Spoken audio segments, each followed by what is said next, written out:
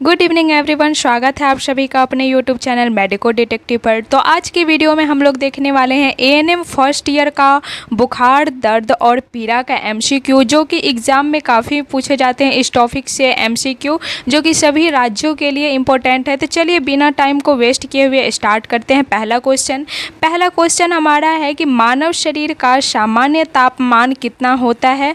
Option A में है 98.6 degree Fahrenheit, B में है 95.4 डिग्री फ़ारेनहाइट, सी में है 100.2 डिग्री फ़ारेनहाइट और डी में है 104 डिग्री फ़ारेनहाइट।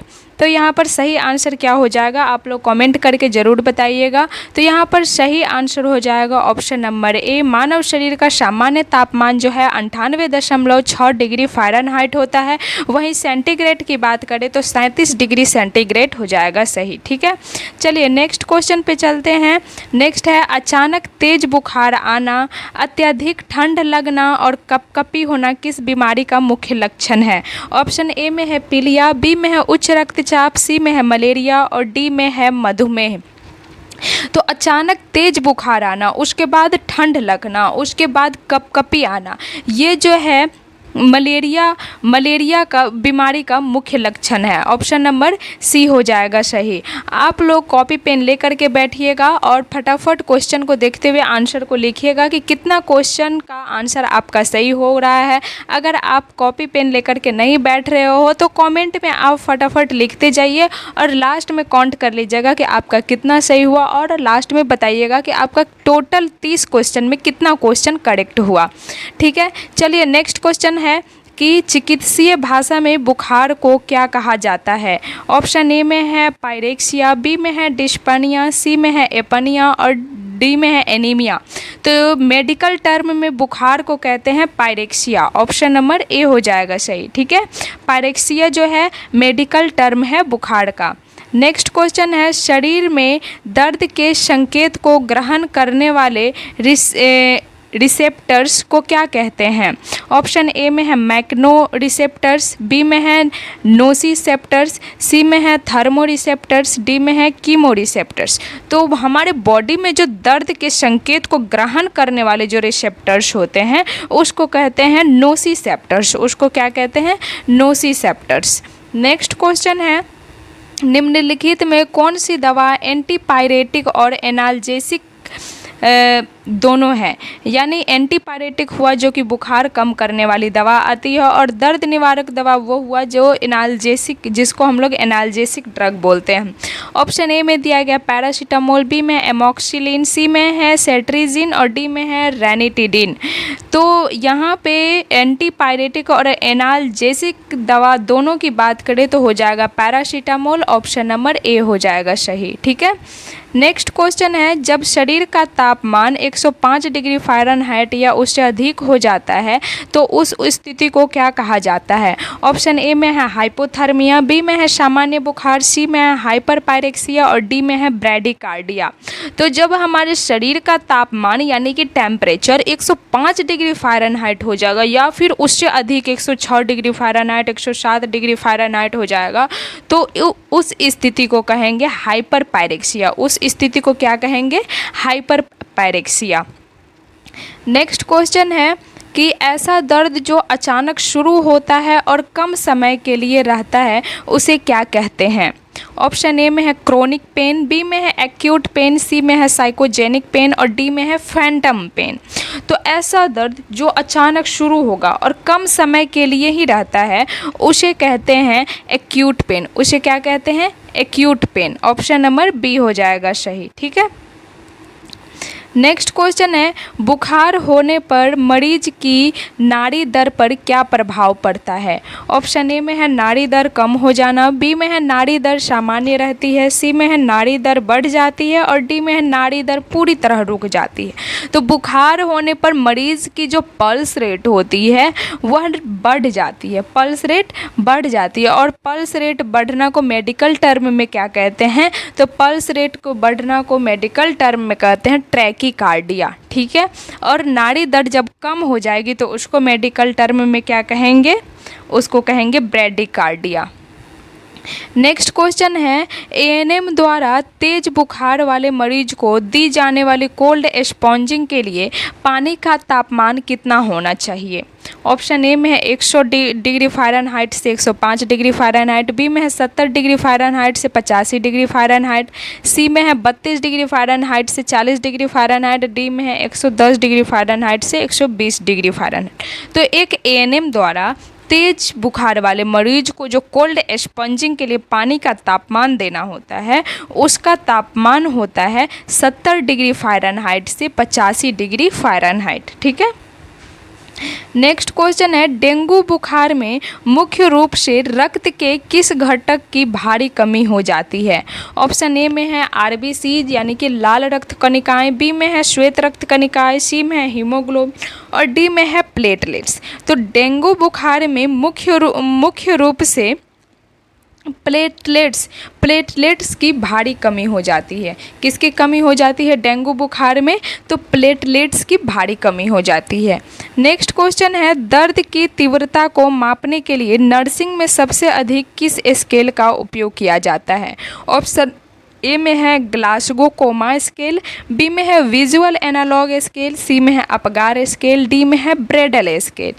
तो दर्द की तीव्रता को मापने के लिए नर्सिंग में सबसे अधिक जो स्केल का उपयोग किया जाता है वो होता है विजुअल एनालॉग स्केल, जिसको पेन स्केल भी कहा जाता है। विजुअल एनालॉग स्केल जो कि पेन की तीव्रता को मापने के लिए नर्सिंग में सबसे ज़्यादा अधिक उपयोग किया जाता है।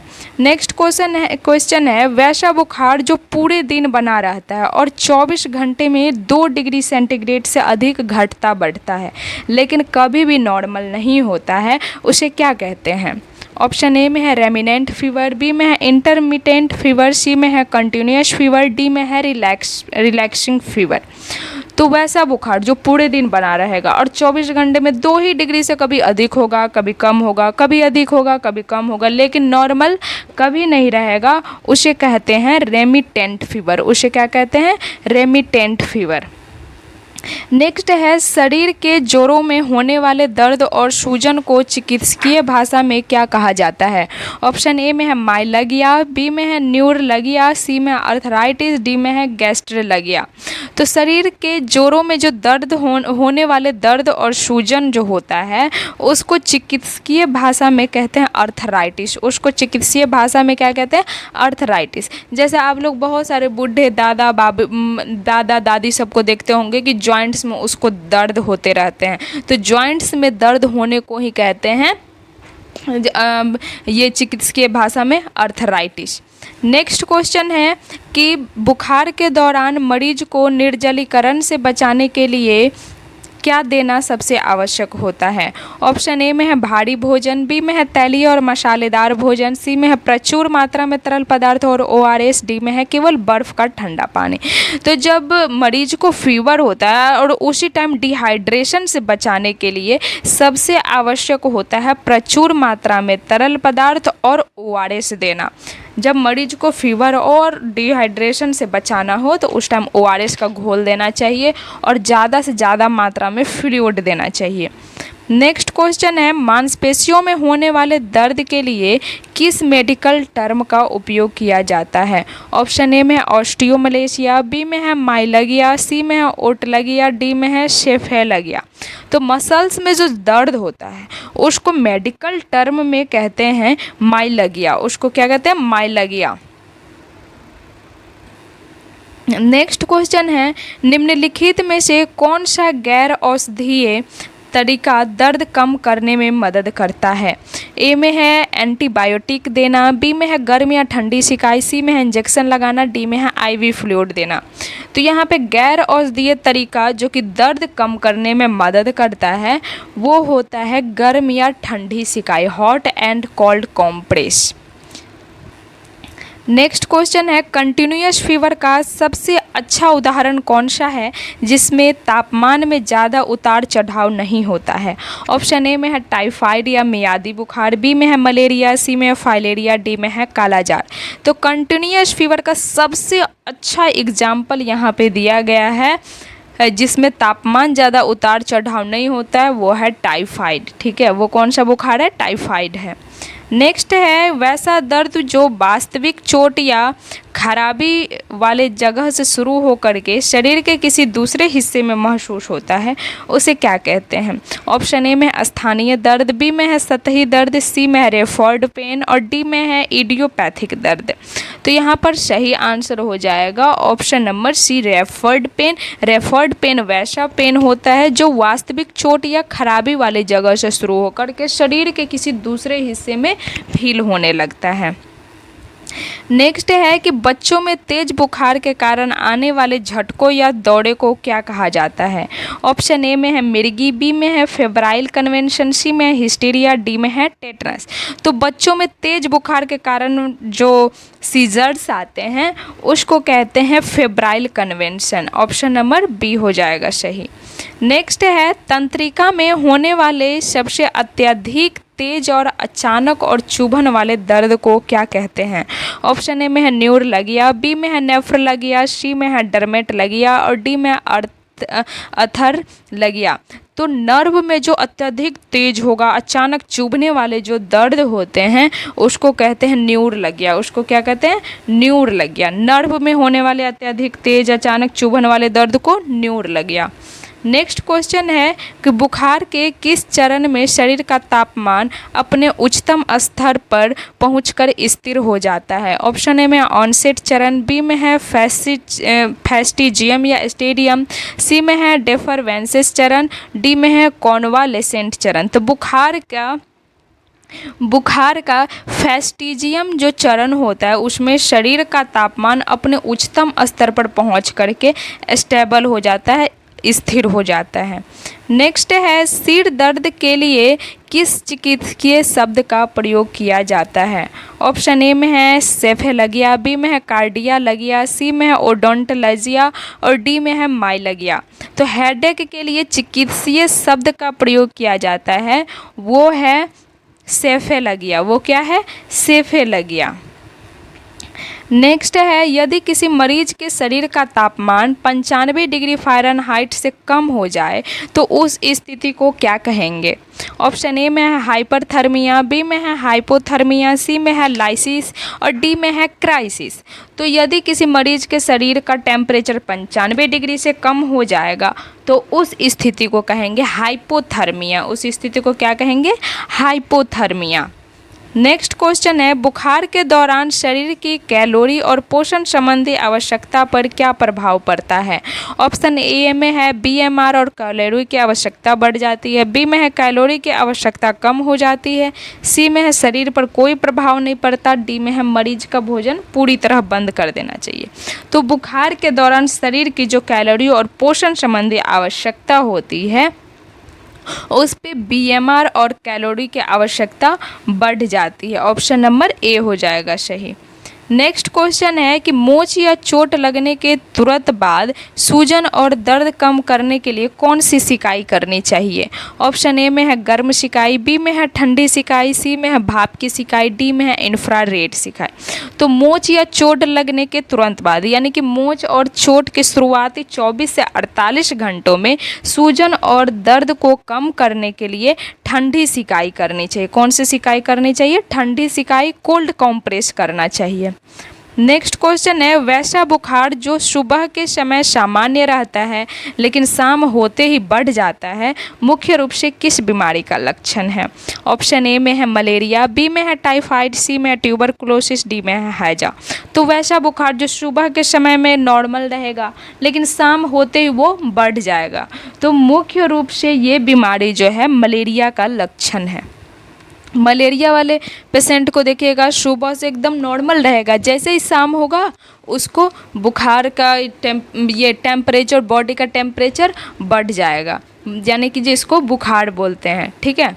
नेक्स्ट क्वेश्चन है कि तीव्र दर्द से राहत दिलाने वाली मादक दर्द निवारक का एक उदाहरण कौन सा है? ऑप्शन ए में इबुप्रोफेन, बी में है मॉर्फिन, सी में है एस्प्रिन, डी में है डाइक्लोफेनाक। तो तीव्र दर्द से राहत दिलाने वाली जो मादक दर्द निवारक दवा होती है उसका एक उदाहरण यहाँ पे दिया गया है मॉर्फिन। ऑप्शन नंबर बी है सही यहाँ पे।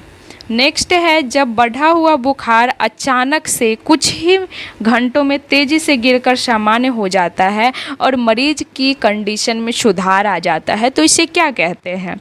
ऑप्शन ए में है ट्रू क्राइसिस, बी में है फॉल्स क्राइसिस, सी में है लाइसिस और डी में है रेमिशन। तो जब बढ़ा हुआ बुखार अचानक कुछ ही घंटे में तेज़ी से गिर कर के नॉर्मल हो जाएगा, उस कंडीशन में मरीज को क्या कहेंगे? उस कंडीशन में उसको कहेंगे हम लोग ट्रू क्राइसिस। उसको क्या कहेंगे? True crisis. नेक्स्ट क्वेश्चन है, मेनिंजाइटिस बीमारी में बुखार के साथ मुख्य रूप से कहाँ पर तीव्र दर्द और अकड़न देखी जाती है? ऑप्शन ए में है पेट में, बी में है गर्दन और सिर में, सी में हाथ पैर की उंगलियों में, डी में है कान में। तो मेनिंजाइटिस बुखार में मेनिंजाइटिस बीमारी में बुखार के साथ मुख्य रूप से जो है गर्दन और सिर में तीव्र दर्द और अकड़न देखी जाती है। ऑप्शन नंबर बी हो जाएगा सही। नेक्स्ट लास्ट क्वेश्चन, निम्नलिखित में बुखार आने का मुख्य कारण क्या हो सकता है? ऑप्शन ए में है संक्रमण, बी में है निर्जलीकरण, सी में है ऊतकों की चोट या सूजन, डी में है उपयुक्त सभी। तो यहाँ पर बुखार आने का मुख्य कारण की बात करें तो वो हो जाएगा यहाँ पे सभी। संक्रमण भी हो सकता है, निर्जलीकरण भी हो सकता है, ऊतकों की चोट या सूजन भी हो सकता है, यानी कि ऑप्शन नंबर डी हो जाएगा उपयुक्त सभी। तो आप लोग बताइए 30 क्वेश्चन में आपका कितना क्वेश्चन सही हुआ। और नेक्स्ट वीडियो में हम लोग देखने वाले हैं ड्रग से रिलेटेड 20 MCQ क्वेश्चन जो कि आपके एग्जाम्स में पूछे जाते हैं और एक ANM GNM के लिए काफ़ी इंपॉर्टेंट टॉपिक होता है। तो ये वीडियो देखने के बाद आप लोग वो टॉपिक ज़रूर देखिएगा, कल अपलोड कर दिया जाएगा। और आप लोग टेलीग्राम चैनल से ज्वाइन हो जाइए जिसमें ANM second year first year का जितना भी थ्योरी क्लास पढ़ाई होता है उसका PDF डाल दिया जाता है, तो आप वहां से PDF ले सकते हैं और यहाँ पे आप वीडियो पढ़ सकते हैं।